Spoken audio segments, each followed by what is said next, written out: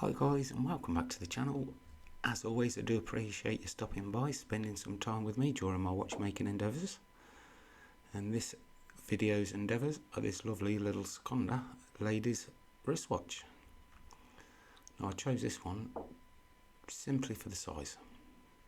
It is tiny, so I'm going to be challenging myself a little bit on this one. As you can see there, that's a 5 pence piece. That's the smallest coin in British currency, and the case is the same size. I've got a sneaky suspicion the actual movement is going to be smaller.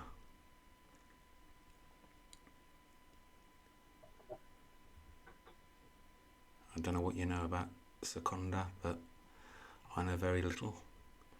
I do know they were a Russian company, and they made watches mainly for export to the British market. By I think 1988 they were the best-selling wristwatch in the UK. But by the fall of the Soviet Union, they moved from Russian movements to Hong Kong style based movements. They are still going, but they have nothing to do with Russia anymore.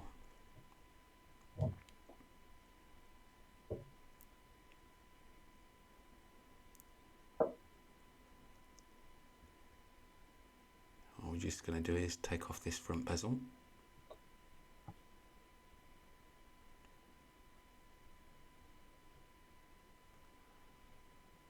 And that leaves it free for the hands to come off.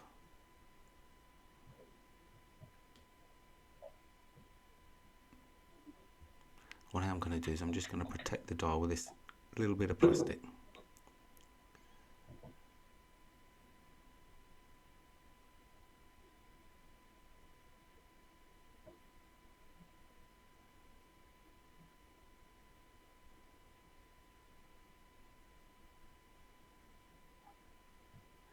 With them off, we'll keep them safe in this dial holder.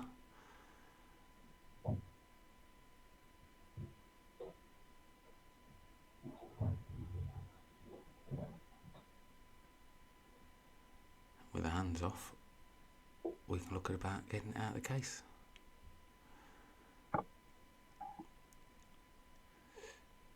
Then we can take the dial off. Now it does run, it runs pretty well, so it just needs a little service. And I probably will offer this up to my daughter when it's done.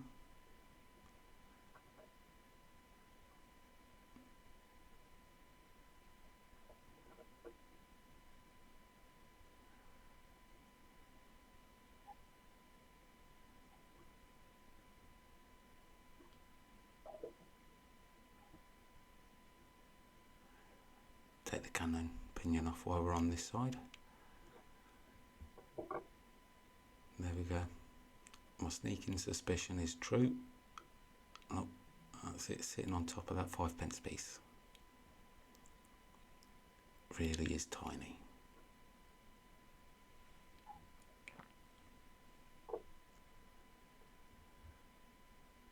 So before we can take it apart, we need to take the power out of the mainspring. Now if you don't do this, you run the risk of things flying.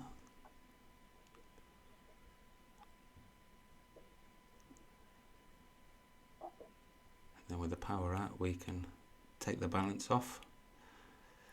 Again, what you want to do is always take these off first, keep them somewhere safe, that way it stops them getting damaged.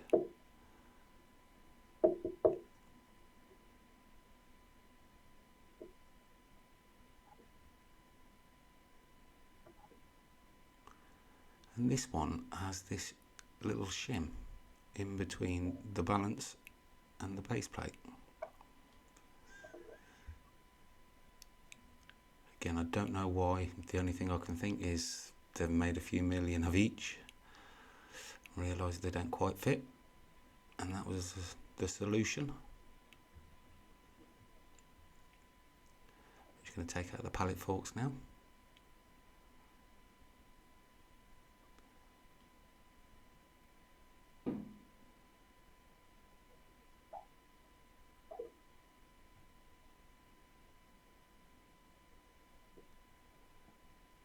with them out, it's still unwinding slightly, so that just says to me there's a little bit of dried grease and oil. So a good clean and it'll be right as rain.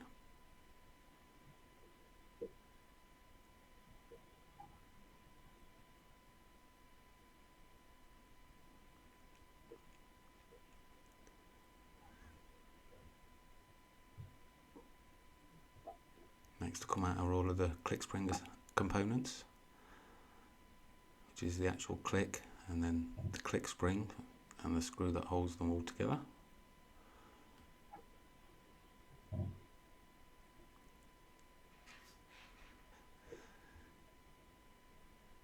One of those little hindsight things, if I'd have left that in, these two would have come out, well, I'll say these two, that wheel would have come out slightly easier. I wouldn't have had to have held it with my finger. And yes, I know I'm not wearing any finger cots, but it'll be going straight into the wash. And yes, I will be wearing them when it comes to assembly. Now we're going to take off this reversing wheel after we've removed that ratchet wheel there. And the reversing wheel inevitably has a left-hand threaded screw. And on this particular one, that is denoted by 3 lines on the top of the screw head, or 3 notches.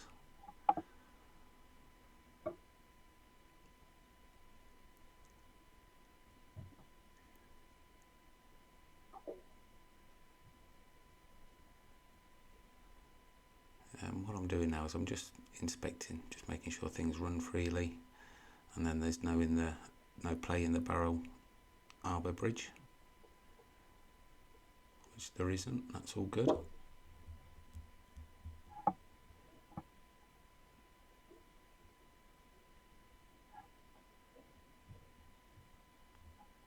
And now we can look to remove the barrel arbor bridge. Remove these 3 screws, and that barrel arbor bridge will just lift off.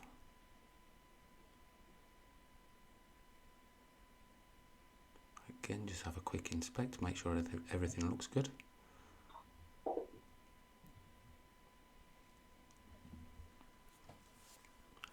Take out the mainspring barrel.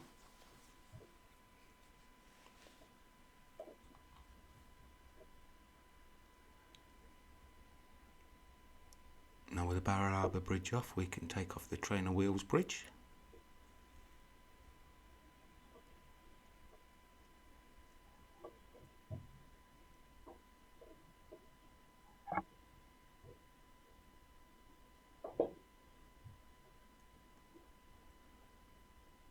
And again, we'll have a quick look at the jewels.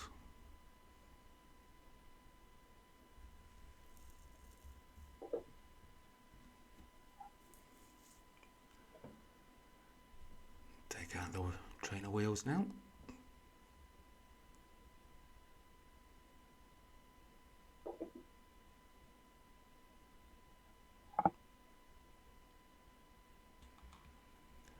Next out is the sliding clutch.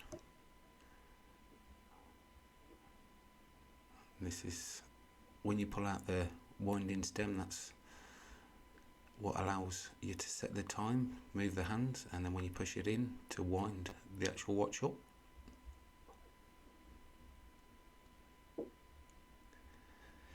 Now we flip the movement over and we can get onto the keyless works.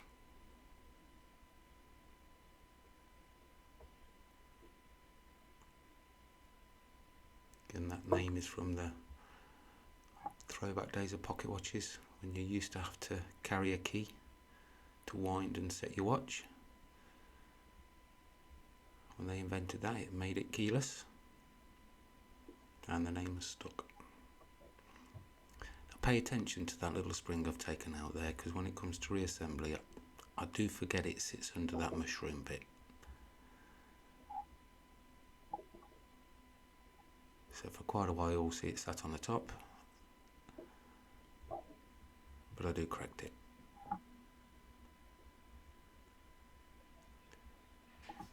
Now come the last couple of wheels.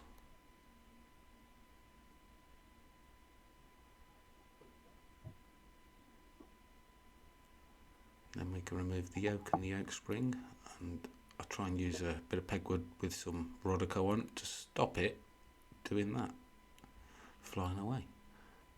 It did do its job partly because it didn't launch itself into space.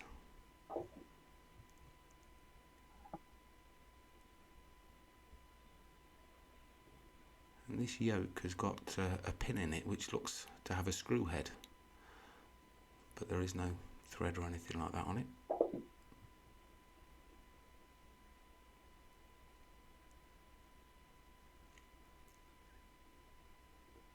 That is the assembly pretty much disassembled. Now again, size. That's the pallet fork with pallet jewels. Pop it into the Queen's crown. She's now got some jewels in her crown.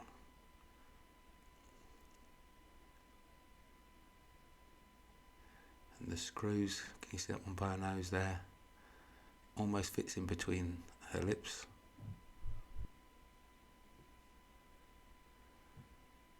So I'll take the spring, mainspring out the barrel. And what I do is put a bit of Rodico on the top to stop the barrel lid flying off. And then I do struggle getting the barrel arbor out. So if anyone's got any easier ways, please let me know.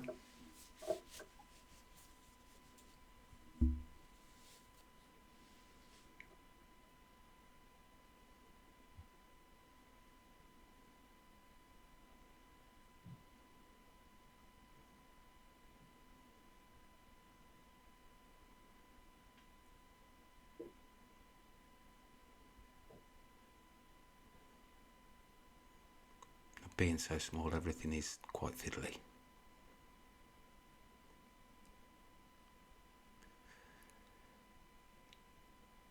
Seems to be lots of shots of my fingers and thumbs with tiny little parts in between them.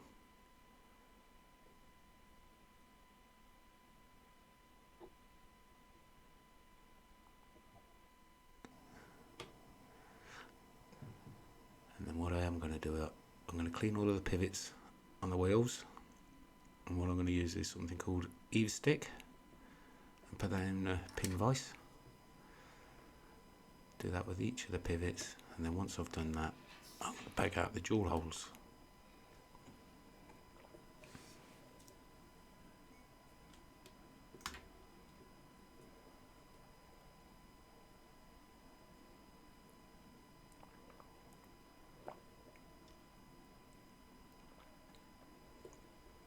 Now one side of the jewel is flat, so you can see there all I do is just give it a bit of a rub.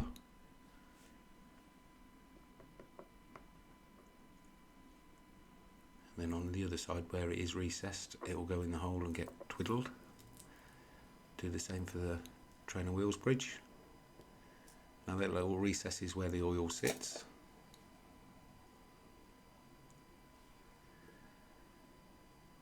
And then for cleaning now, I will reinstall the balance. And then I'll load all of the parts up into the little tray for the cleaner machine.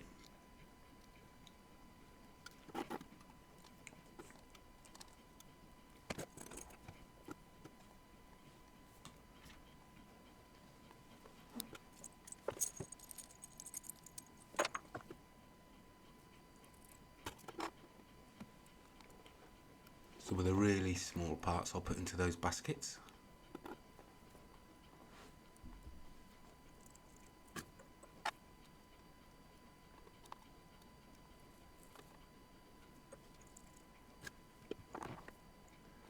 And then the smallest of parts, I've got a little jar with some Persian bee dip, and that will keep them safe and clean them. Here we are, the new addition to the videos. Don't know if you saw my last video where I got this restored and working.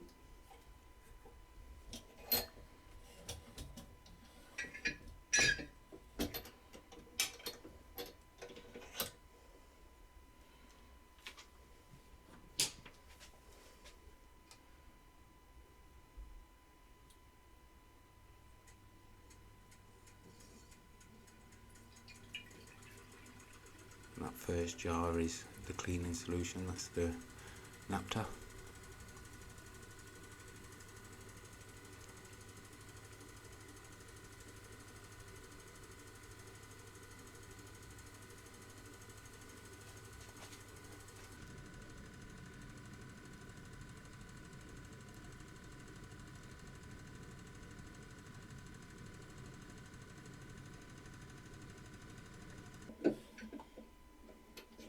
once it's been in there, the jar behind it is the first rinse.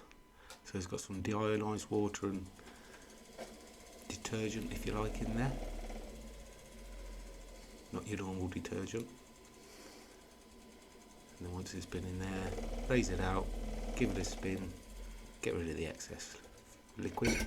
And then this third jar is just plain deionised water.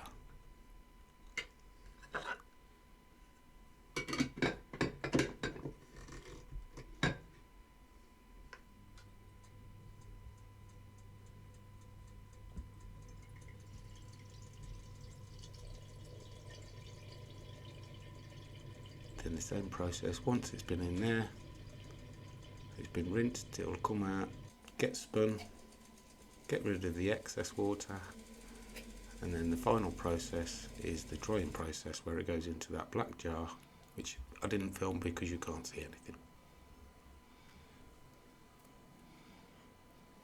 So with all of the parts clean, we're into the reassembly, and I don't have any mainspring winders, so I'm having to do this by hand, and it is very awkward. You will see my fingers there are shiny. What I do is I do put a bit of grease on my fingers, and then once I've got the spring in, I'll give my fingers a wash, give the barrel a wipe, and then pop the lid on.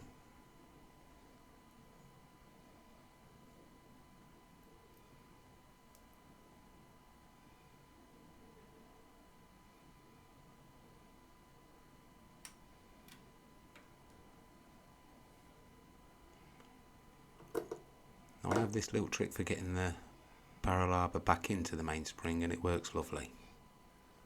It's not quite the same trying to take it out. On goes the lid.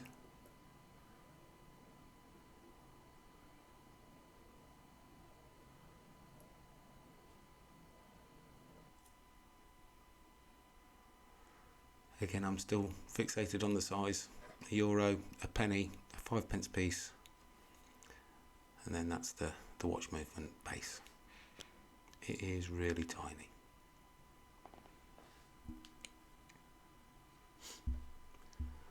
So before we put the mainspring back in, we'll give the holes a bit of an oil.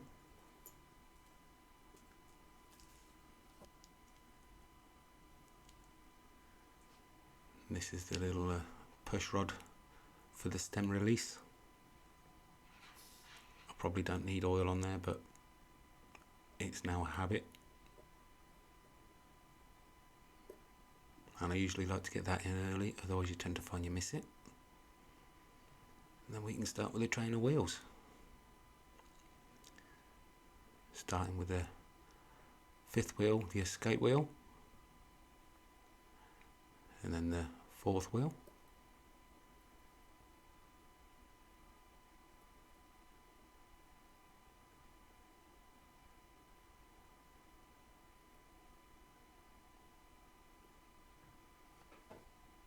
Then the third wheel, and then the centre wheel. Just oiling that centre stem.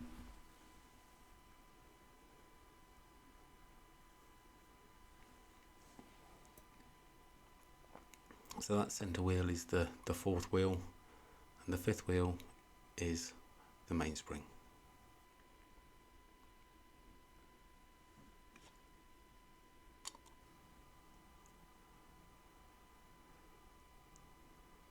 Now time for one of the most frustrating parts, is getting all of these pivots lined up in the jewel holes.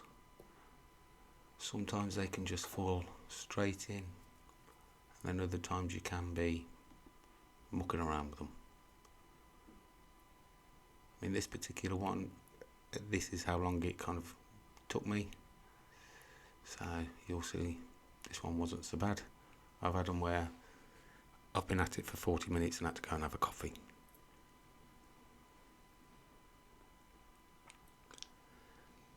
And then inevitably it's the escape wheel that will give you the trouble.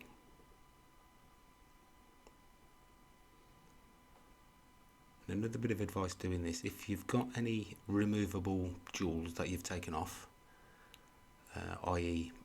capsules, because some watches will have capsules on all of the, or a couple of the pivots. If you take them off to clean them and then you don't put them on before trying to install this, you can struggle. So I'd always say put those back on before putting the trainer wheels all together.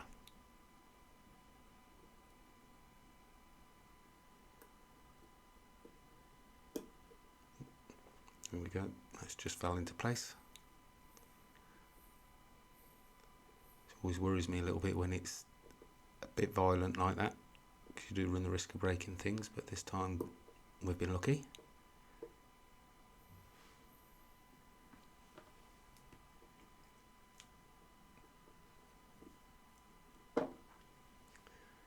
I'll hold the plate down, pop in one of the screws.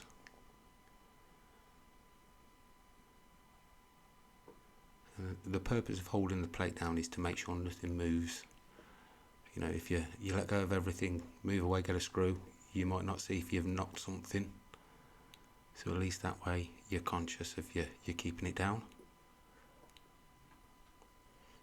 Once you've got one screw in, you don't really need the pegwood, but again, it's a good habit.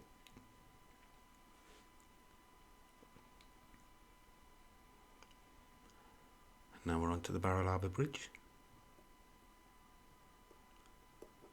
So that one always falls in pretty much straight away. You shouldn't get any grief with that.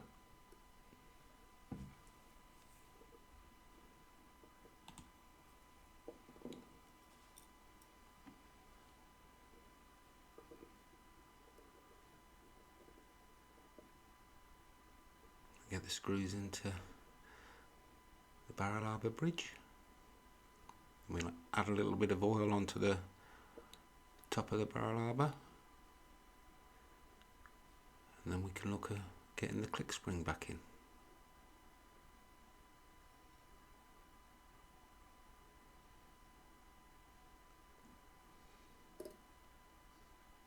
Again, such a small part, like everything, very fiddly.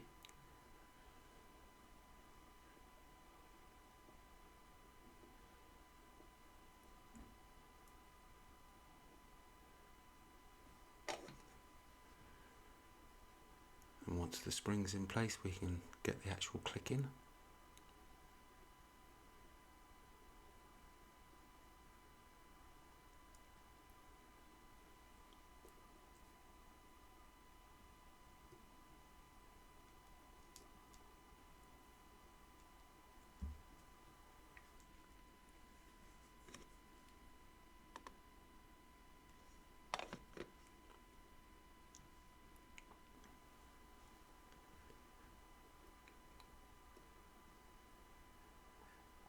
The screw into the click spring.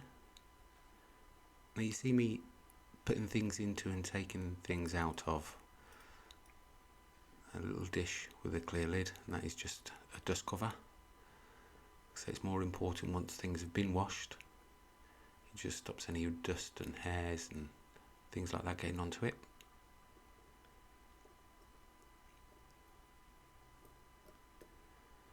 Pop in the ratchet wheel.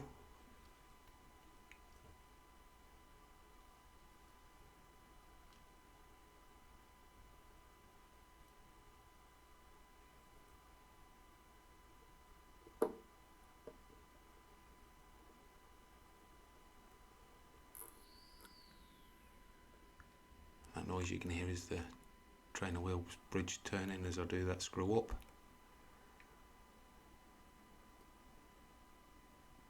And we're into the reversing wheel now. There's these two little spacing washers to go in first.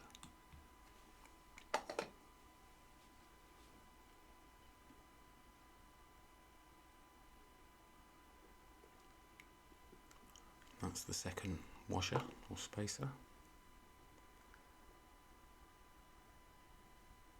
Before we pop the reversing wheel on, we'll put a little bit of oil on.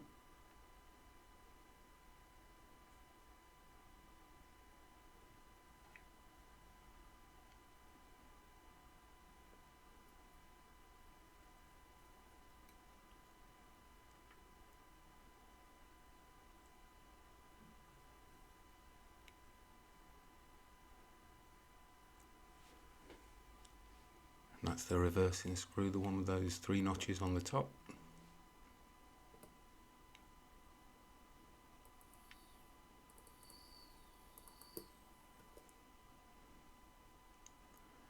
And then to lock all of the trainer wheels up, we'll install the pallet fork.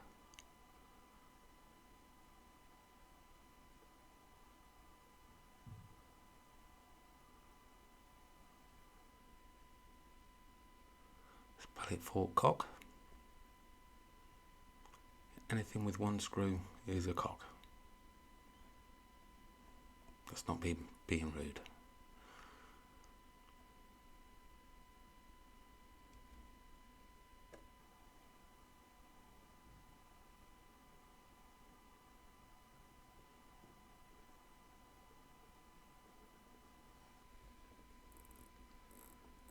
So we can wind it up now. Can you see how that ratchet wheel and click spring works?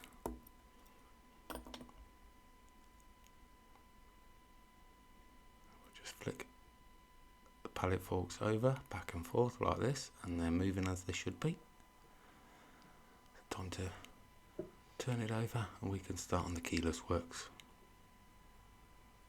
Start with the sliding clutch.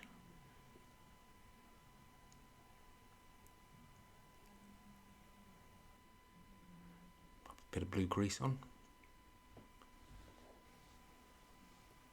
One day I'll be able to tell you the name of all of the greases and oils I use. At the minute, all I can say is the blue Mobius grease. There's the red Mobius oil. And then there's the Mobius 9010. That's the thinnest one. That's the only one I know the official name for. And then there's also the Mobius yellow, which is used for the pallet forks. Not very helpful, I know. I'm just learning, or just about learning, what the names of the parts are inside the watch. So once I've got that down, I'll then start to look at the oils.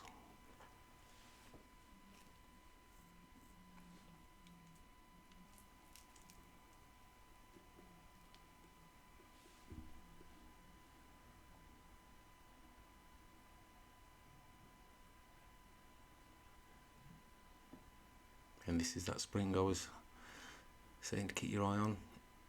And you see, I'll just rest it on the top where it should have go underneath that mushroom head. But I do correct that later. And all that spring does is puts pressure on the little pin you push when you want to take the winding stem out. See, a lot of watches will have a screw which you loosen off to enable you to remove the winding stem, and then the other method is to have like a little pin you push, and this is the push pin type.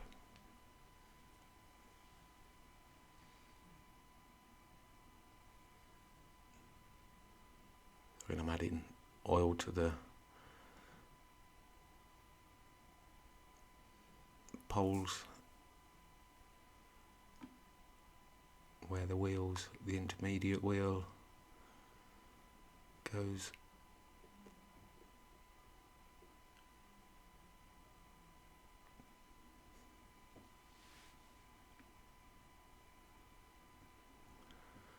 Pop the cannon pinion back on.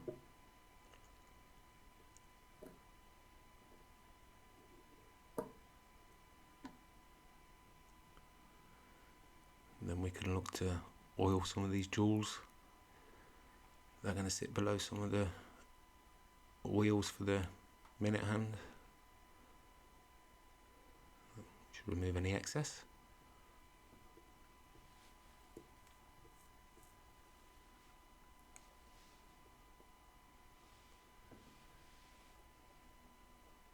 So I am no expert in this. I do it just for the joy and the enjoyment. And again, if it's something that you think you might be interested in, I urge you to give it a go. And this here is the yoke spring. Like I say, all of the little small springs and things that are too small for the cleaner machine will go into that little jar of Persian bee dip. Just don't leave the lid off for too long because it evaporates as you look at it. We use a bit of pegwood again to stop it flying off.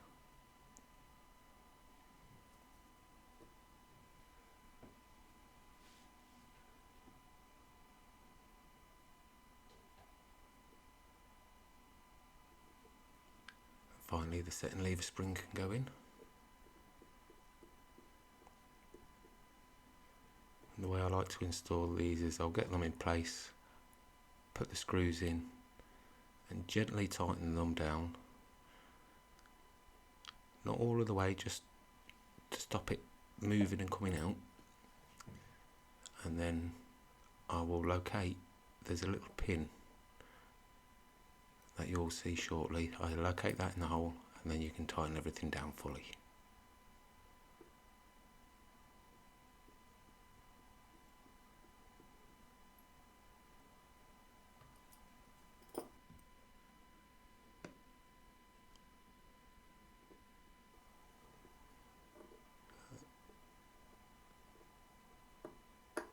There we go.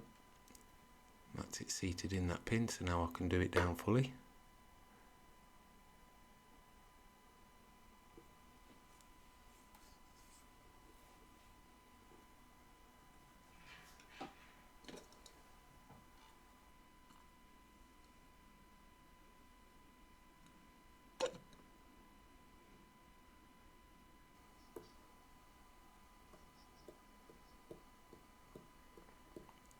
Pop the winding stem in and out, and then that will distribute that grease.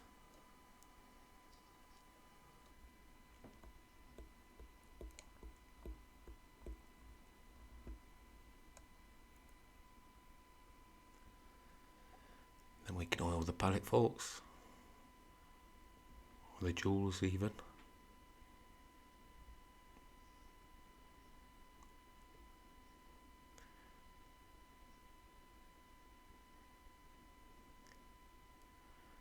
And that will eventually distribute itself along all of those teeth. And I'll wipe away any excess off of those jewels.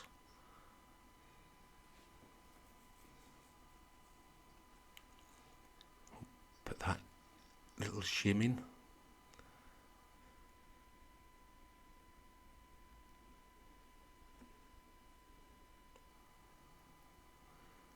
And then we'll see if I've done anything wrong.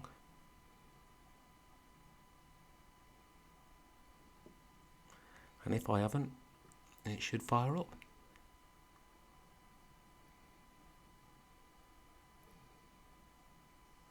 There we go.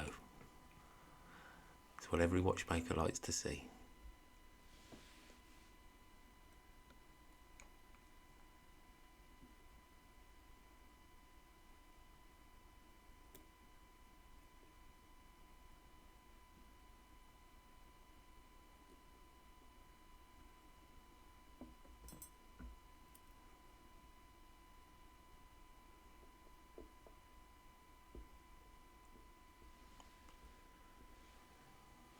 Now with the balance in, what's left is to oil.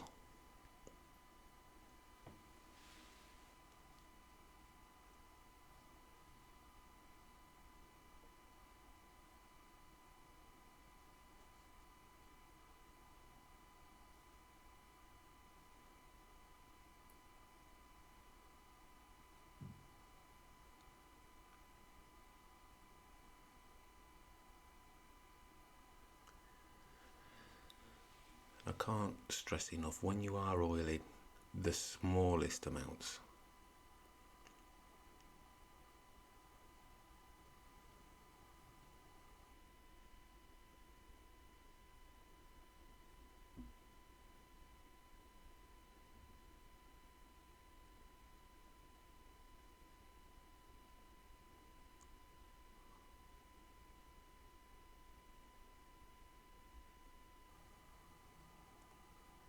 Clean away any excess, any spills.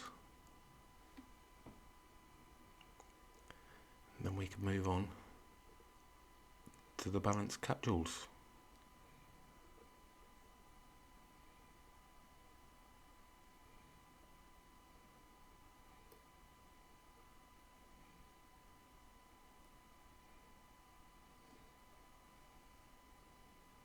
just remember there's a little retaining spring on the top, and there's the capsule in its shut on. So we are going to put that into the version B dip, give it a bit of a shake around, give it a clean.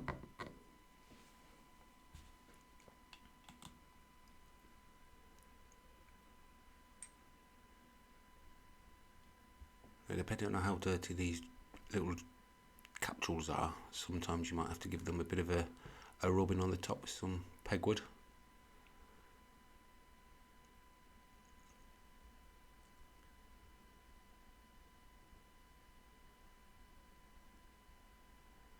This particular one there is pretty clean.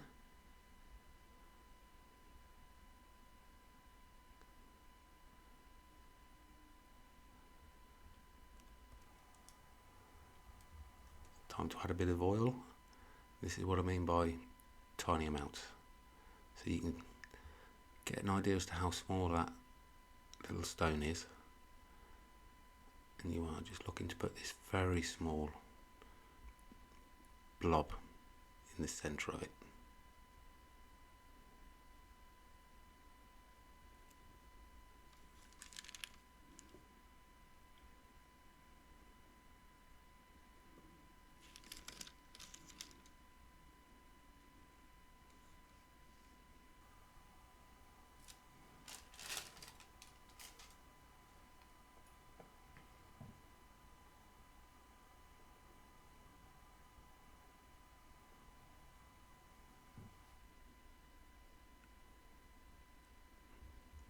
That oiled and back in place, time to put the retaining spring in. You can see it's got those 3 prongs. There's a little lip around the side there, so once you get 2 in, you can then twist it round until the 3rd lines up with that recess, and then it will push down into the slot, and then you keep turning, and then all of them will lock in.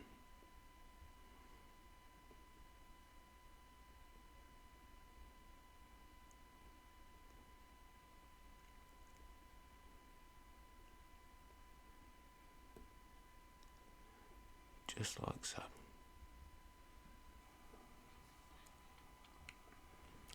Turn it over and then repeat the process on the top. Now really you should have something on the top to stop this spring flying away, but I was feeling brave.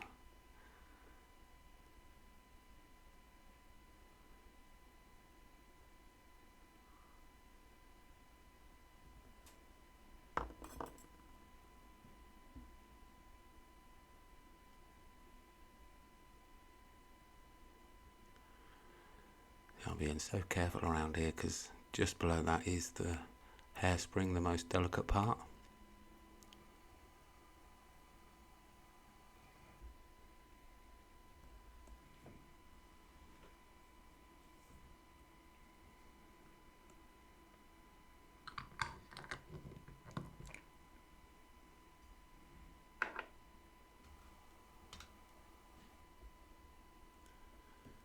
And this one had a little bit of stubborn oil on there, so hold on to it, get a bit of pegwood and give it a bit of a scrub. Now you have got to be careful holding on to it because these things can go flying, and again they are so hard to find.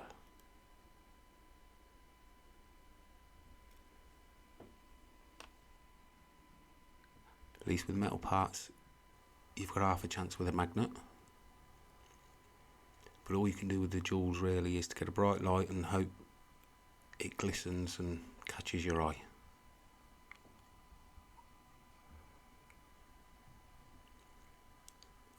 Or if you've got a robot vacuum, they're pretty handy. They can sometimes find it for you.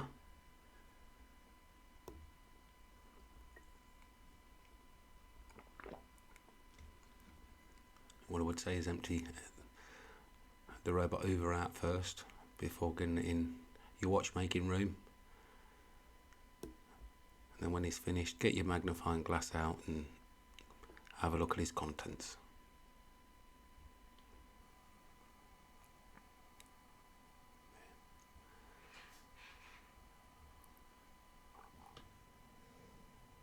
It's the capsule's oiled.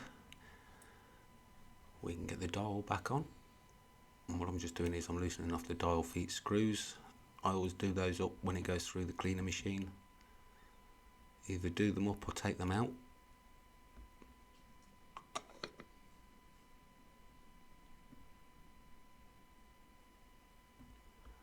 And that spacing washer for the dial.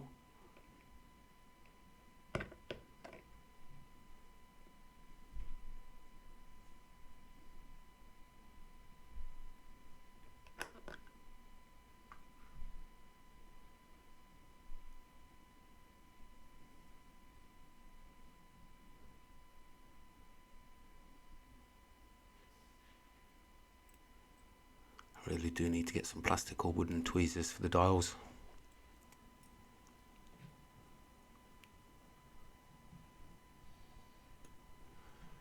That way I'll ensure I don't do any damage to them.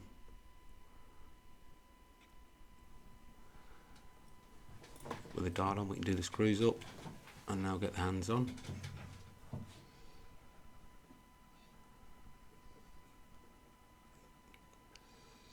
Pick off any dust with a bit of Rodico first.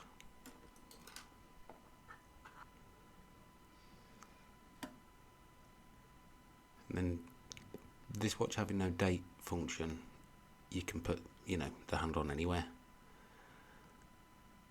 But the thing to bear in mind when you come to the minute hand, it's, you've got to put it on an o'clock. Just for ease, I always choose 12 o'clock. So both hands pointing up.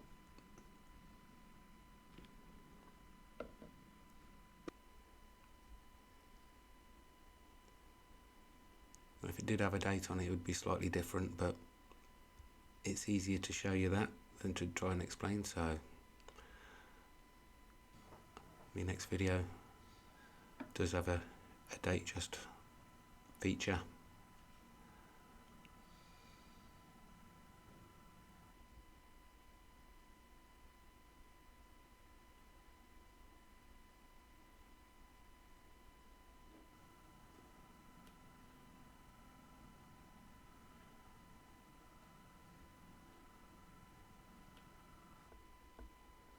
And with both hands on, just spin through the time just to make sure it doesn't foul against anything.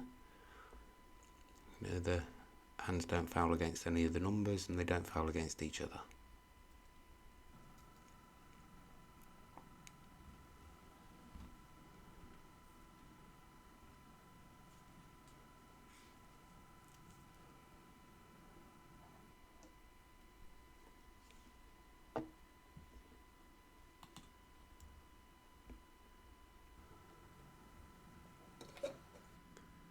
Once again, take out the winding stem so we can get it into the case.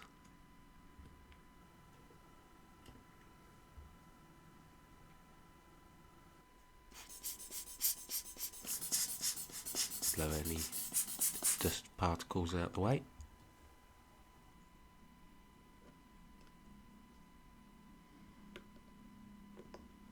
And this front bezel just presses down.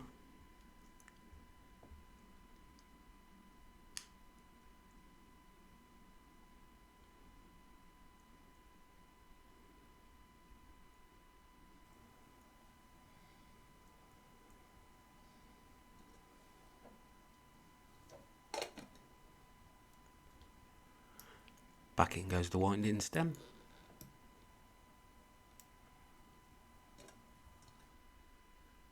We can put these two case screws back in. And we're almost there now. Before we see it in the wild,